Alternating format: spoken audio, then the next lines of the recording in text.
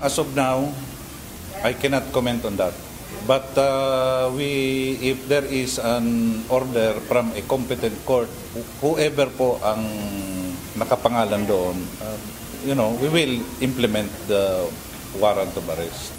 Nananatiling tikom ang bibig ng Philippine National Police Criminal Investigation and Detection Group o CIDG sa umano'y inilabas na warrant of arrest ng International Criminal Court para kay Senator Ronald Bato de la Rosa.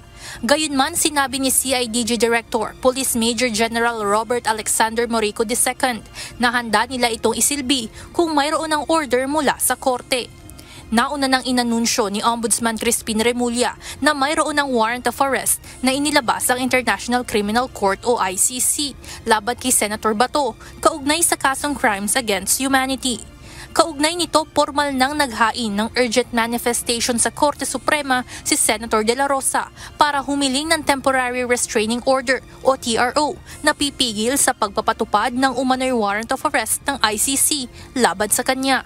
Hiniling din ng mambabatas sa SC na obligahin si Ombudsman Crispin Remulla na isumite sa korte ang kopya ng umano'y arrest warrant na hawak nito.